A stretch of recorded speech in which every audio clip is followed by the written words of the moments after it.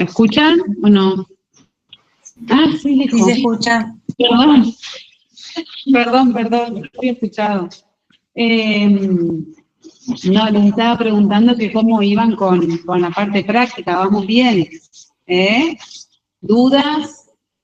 ¿Surgen? No. Yo creo que es bastante claro y bueno, y acá es, más que nada es la práctica, Ulises. Es la práctica, que es lo que se nota después cuando uno hace las evaluaciones.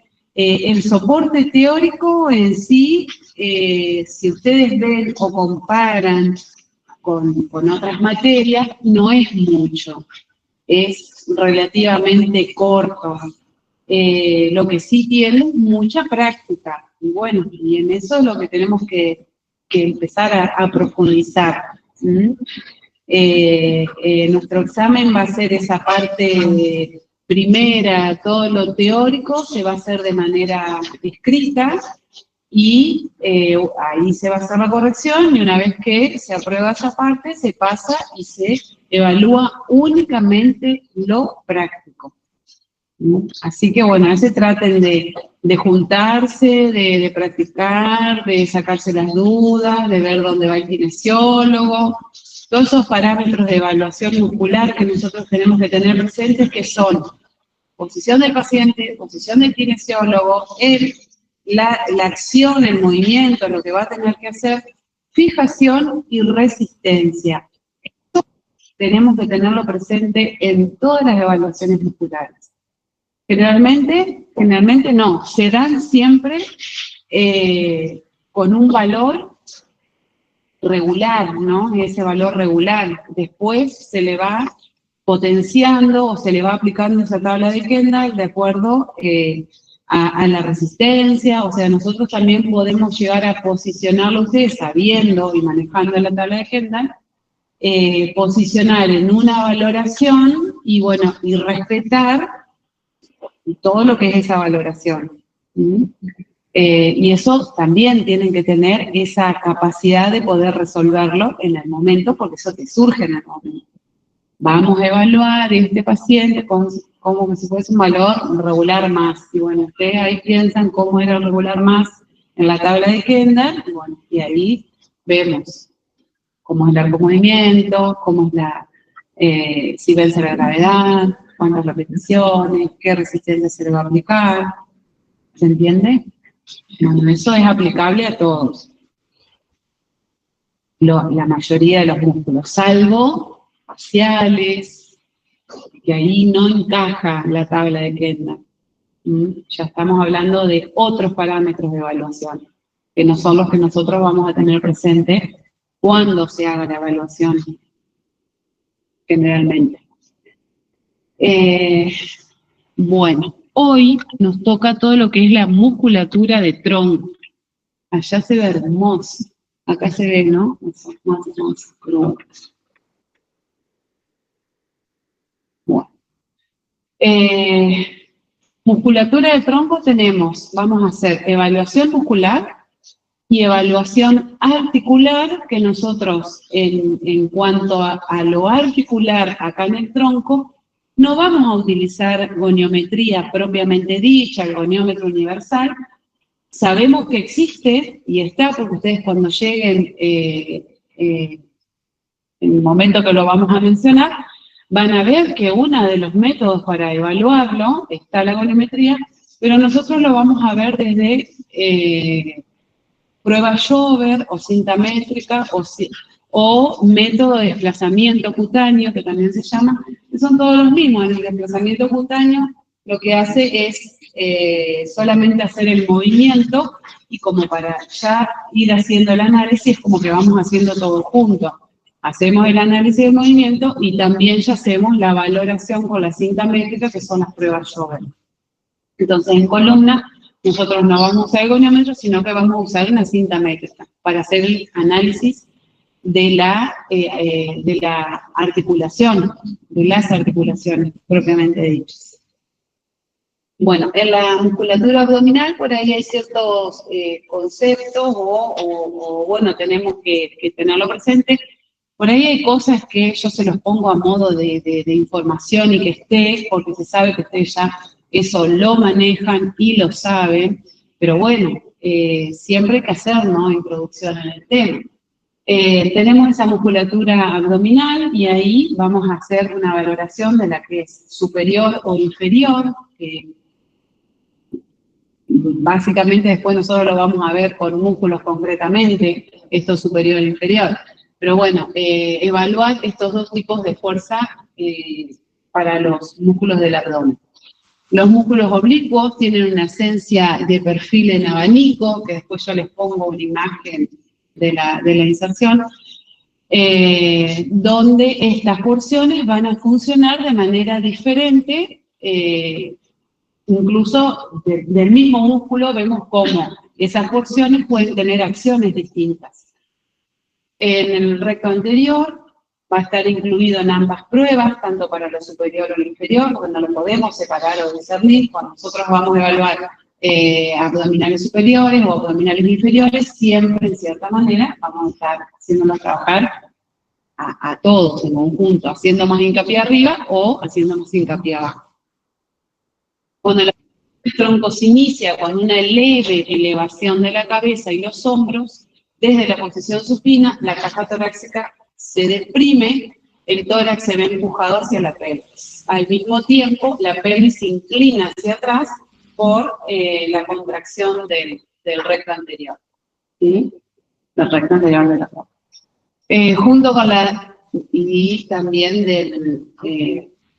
lo que pasa es que cuando nosotros trabajamos tronco, si bien no vamos a evaluar todo lo que es la musculatura de cadera, pero sabemos que, por decirles, tener unos abdominales débiles, si nosotros tenemos una buena musculatura flexora, se puede lograr esa acción.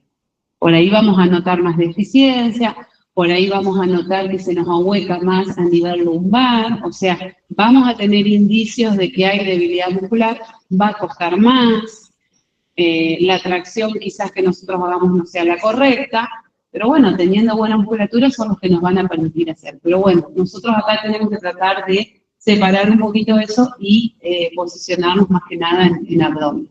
Junto con la depresión del tórax, las costillas se abomban hacia afuera y el ángulo subesternal aumenta, que eso sería la acción que va a hacer el oblicuo menor, llegar a esa posición. Acá lo que yo para recordarles, las inserciones del recto abdominal, oblicuo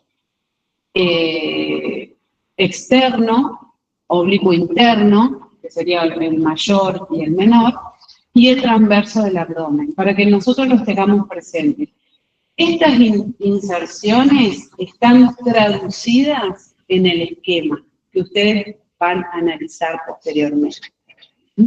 Entonces, tenemos que tener presentes dónde se insertan, porque de acuerdo a eso va a ser la acción, que es lo que decía hoy, el mismo músculo con diferentes funciones, cómo puede desarrollar una acción o un movimiento diferente.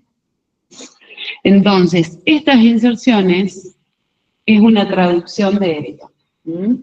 O sea, de acuerdo a las inserciones que les presenta Kendall, llegamos a este esquema que está desarrollado de la siguiente manera. Si nosotros vemos, tenemos, bueno, los rectos del abdomen y los oblicuos superiores, oblicuo mayor con sus 3 porciones y el oblicuo menor con sus 3 porciones. En el caso del oblicuo mayor, si nosotros vemos, tenemos 3 tipos de fibras, de acuerdo a las inserciones musculares que tienen. Entonces tenemos esas fibras superiores, que son bien transversales, o sea, bien de dirección transversal, para insertarse en la quinta, en la sexta costilla principalmente.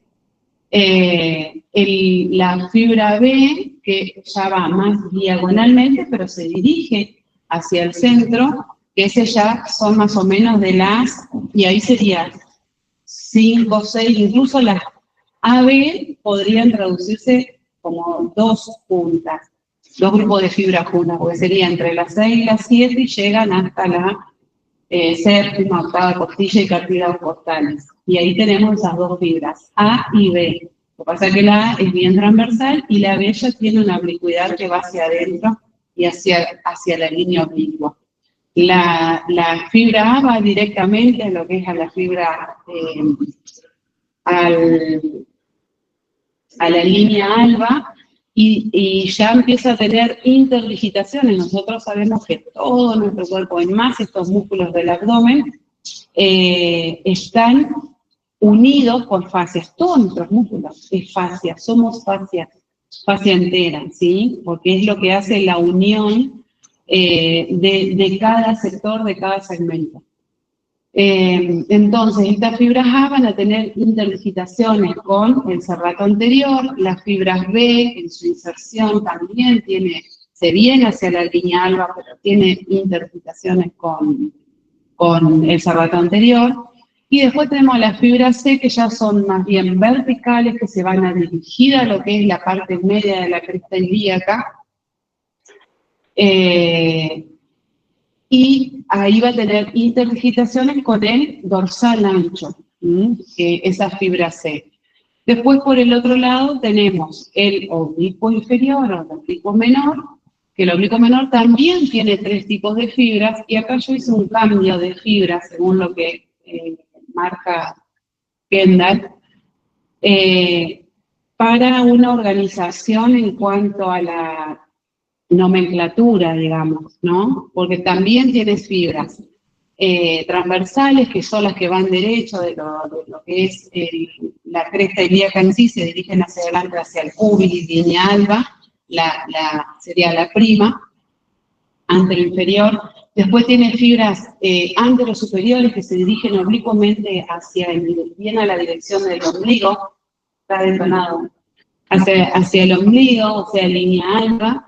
Y después tenemos las fibras C, por eso digo, hice un cambio porque Kendall lo marca como A' arriba, entonces como para después poderlo mencionar más fácilmente, lo vamos a decir así. Lo importante es que nosotros sepamos hacia dónde se dirigen esas fibras.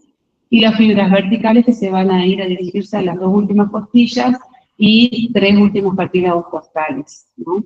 Entonces, y después por fuera, o no por fuera, sino que por dentro y más profundamente, tenemos lo que es el transverso del abdomen.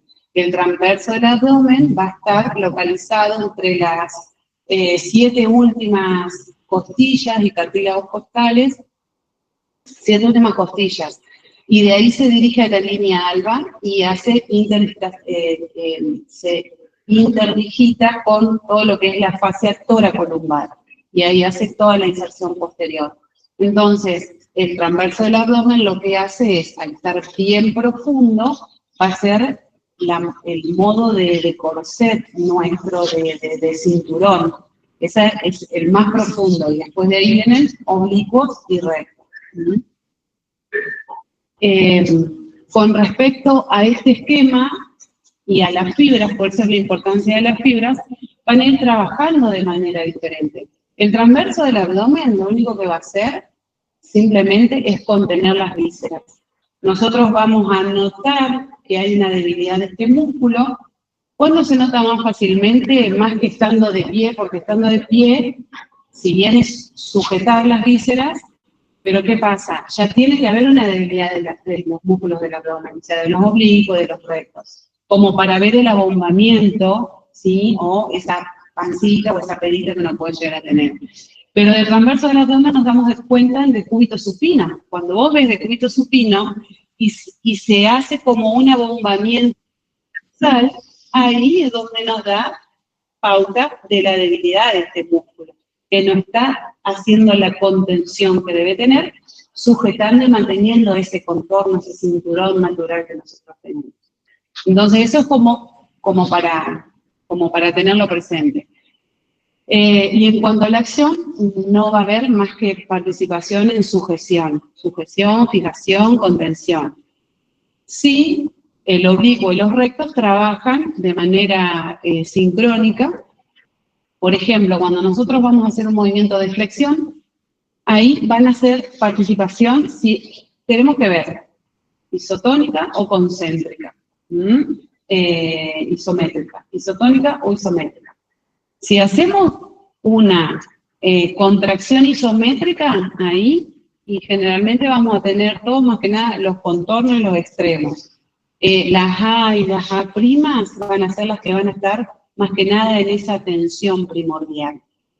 Cuando nosotros hacemos movimiento de flexión, que ya hacemos la incurvación del tórax, la depresión, ¿no?, que decíamos hoy, el abombamiento, el tórax que se dirige hacia abajo, ahí van a trabajar las fibras también. Ahí tenemos todas, A, B y C, y A, B y C'.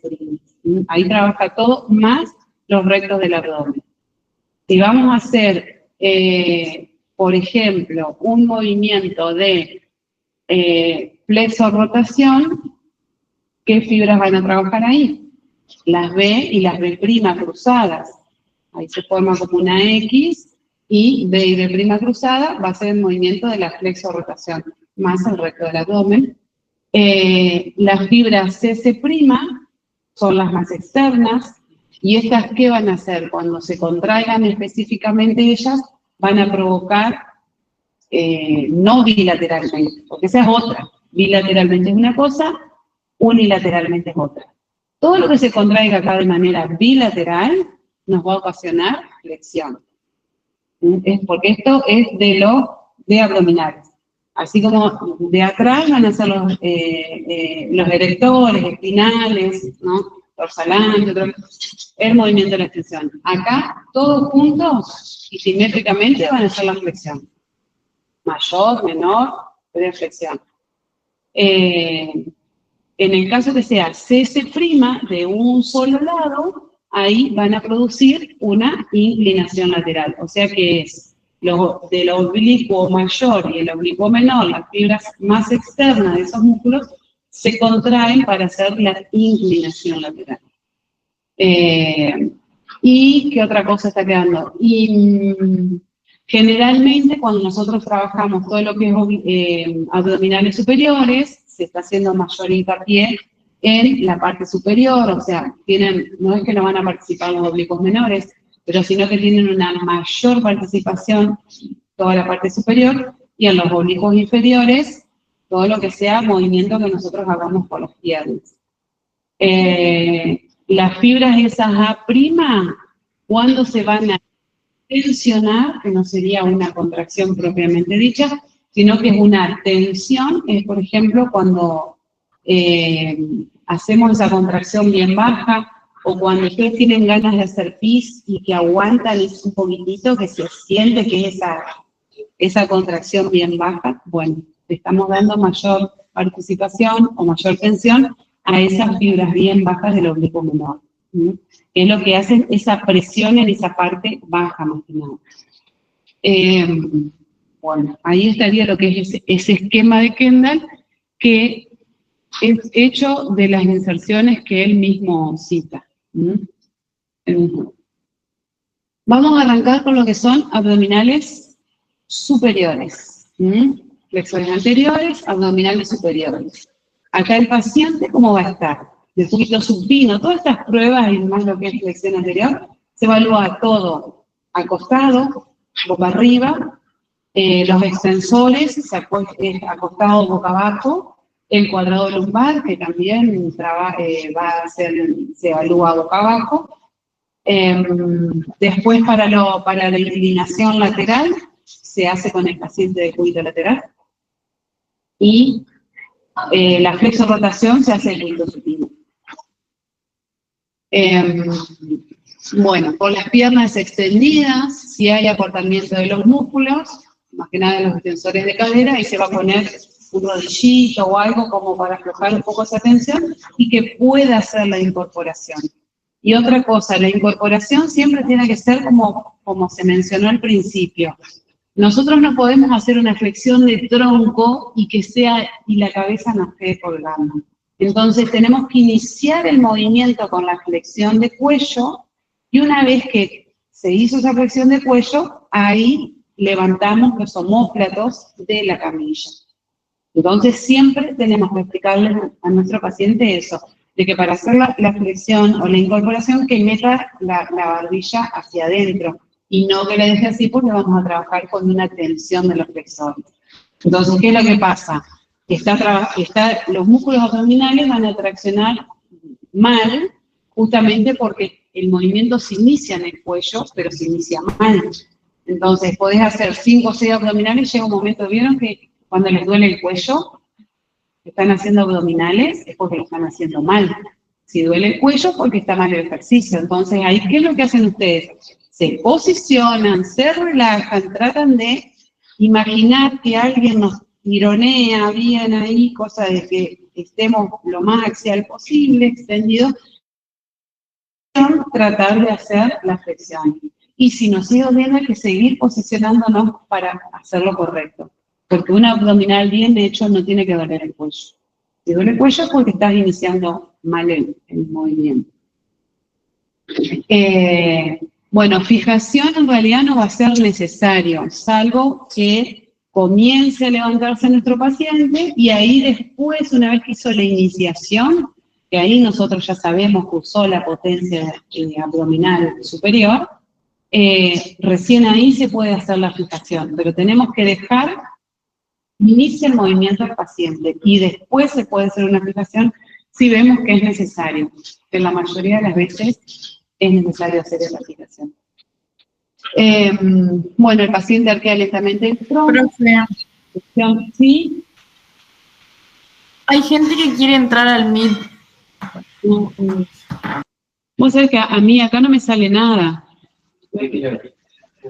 Acá.